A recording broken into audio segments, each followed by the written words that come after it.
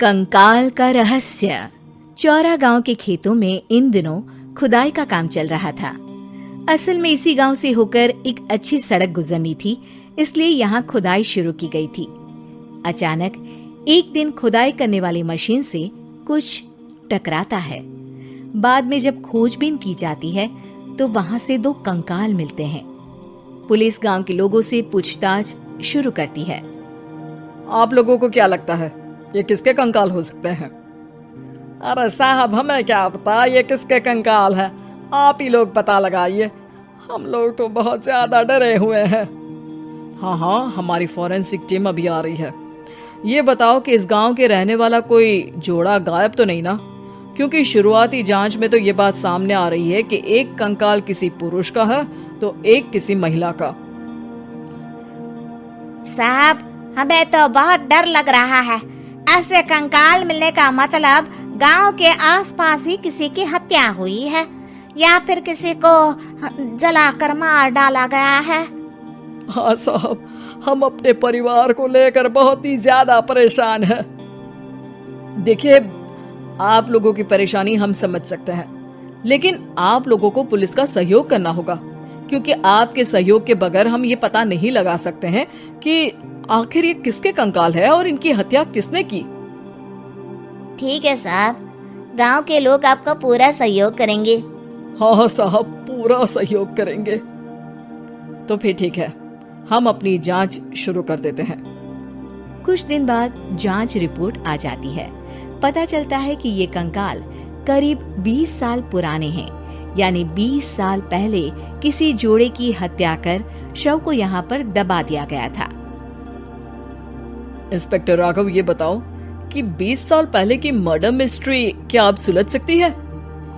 हाँ सर, क्यों नहीं, लेकिन अब सबूत और गवाह काफी मिट गए होंगे। मुश्किल तो होगी, लेकिन शायद किसी परिवार को इंसाफ मिल सके। इंस्पेक्टर राघव, आप बिल्कुल सही कह रहे हैं। किसी परिवार को तो इंसाफ मिलेगा ही और किसी को उसके किए की सजा भी मिलेगी। जी सर, मैंने तो जांच शुरू भी कर दी है।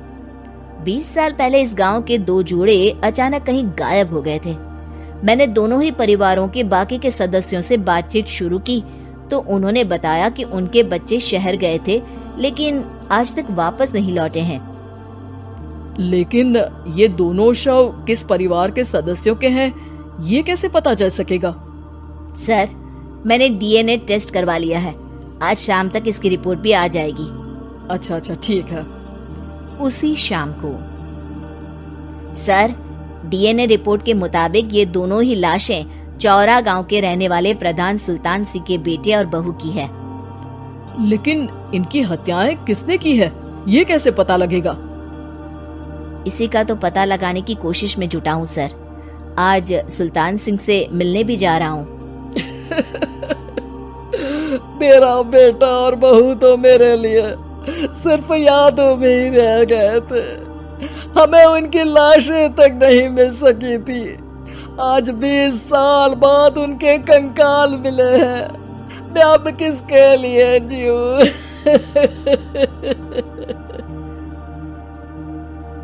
लेकिन सर, क्या आपकी किसी से कोई दुश्मनी थी? अपने बेटे बहू की हत्या के लिए आप किसे जिम्मेदार मान रहे हैं? अब मैं किसका नाम बोलूं? मेरी तो किसी से दुश्मनी नहीं थी, बस मेरे बेटे बहू को कोई वापस ला पाता।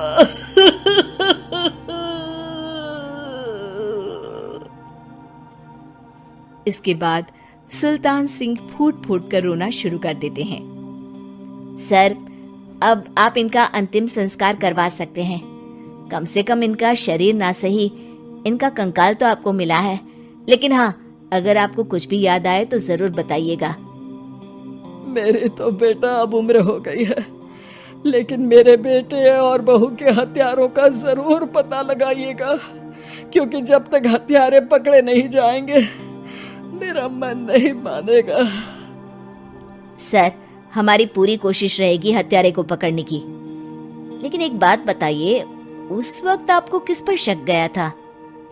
उस वक्त मेरे एक ड्राइवर को पकड़ा गया था, लेकिन सबूतों के अभाव में उसे छोड़ दिया गया था। अच्छा, और ड्राइवर पर कैसे शक हुआ था? क्योंकि उस दिन ड्राइवर छुट्टी पर था।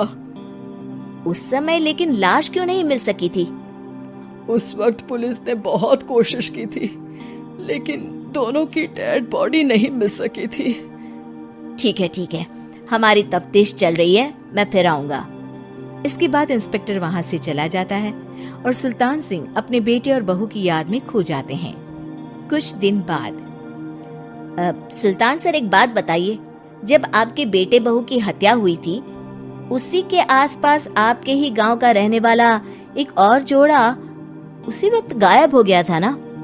हाँ सर, अलका और अभिषेक, वो भी मेरे बच्चों जैसे ही थे। तो फिर वो कहाँ है? उनका भी आज तक पता नहीं चल सका, लेकिन बताते हैं कि कुछ साल पहले अभिषेक को गांव के ही किसी आदमी ने मुंबई में देखा था, लेकिन फिर वो गायब हो गया। यानी अभिषेक और अलका की हत्या नहीं हुई थी, बल्कि उन्होंने किसी वजह से खुद ही गांव छोड़ दिया था। हाँ, हो सकता है, क्योंकि अभिषेक मेरे बेटे संतोष का अच्छा दोस्त था और उसका मेरे घर भी आना जाना लगा रहता था। हो सकता है कि उसने मेरे बेटे और बहू के बारे में सुन लिया हो और ये गांव छोड़ दिया हो सकता है। उनके परिवार का कोई अब नहीं रहता क्या इस गांव में? अब तो कोई नहीं रहता। एक चाचा थे, लेकिन उन्होंने भी अपना पुश्तैनी मकान बेच दिया है। वो भी अब कहीं शहर में ही बस गए हैं। ओह, अभिषेक और अलका के बारे में भी पता लगाना होगा। हो सकता है कि वही इस हत्या के बारे में कुछ बता सके। हो तो सकता है, लेकिन वो बेचारे तो खुद ही वक्त के मारे थे, वो क्या बताएंगे। फिर भी सर, जब केस दोबारा खुला है तो जांच तो करनी ही पड़ेगी, और इस बार तो लाशें भी बरामद हुई है। कुछ दिन तक लगातार तफ्तीश चलती रही। एक दिन थाने से सुल्तान सिंह को फोन आता है। हाँ, कौन बोल रहा है? सर, मैं कांस्टेबल तुलाराम बोल रहा हूँ थाने से। आपको थाने आना पड़ेगा। थाने? लेकिन क्यों? सर, किसी की पहचान करवानी है। अच्छा ठीक है, मैं दोपहर तक पहुंचता हूँ। सुल्तान सिंह दोपहर में थाने पहुंचता है। कई पुलिस के अधिकारी वहां मौजूद रहते हैं। सर, आपके बेटे की हत्या का रहस्य आज शायद सुलझ जाए। अच्छा इंस्पेक्टर राघव, पर वो कैसे? सर, उस आदमी को देखिए, क्या वही अभिषेक है? सुल्तान सिंह की आंखों में हैरानी से आंसू आ जाते हैं। हाँ सर, यही अभिषेक है। ये आपको कहाँ से मिला? सिर्फ अभिषेक ही नहीं, बल्कि इसकी पत्नी अलका भी इसके साथ है। मैडम, जरा अभिषेक की पत्नी को लाइए। जैसे ही अलका को पेश किया जाता है, सुल्तान सिंह जमीन पर गिर जाते हैं। सुल्तान सर, क्या हुआ आपको? आप अलका को देखकर गिर क्यों गए? सुल्तान सिंह सर पकड़कर बैठ जाते हैं। ये अलका नहीं, बल्कि ये तो मेरी बहू रितु है। पूरा थाना एक दूसरे का मुंह देखने लगता है। क्या?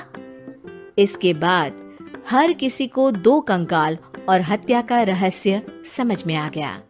अभिषेक और रितु ने मिलकर संतोष और अलका की हत्या की थी और लाश को जमीन के नीचे दबा दिया था। आज 20 साल बाद इस हत्या का रहस्य खुल सका था कि अवैध प्रेम संबंध में 2 मासूमों की जान गई थी।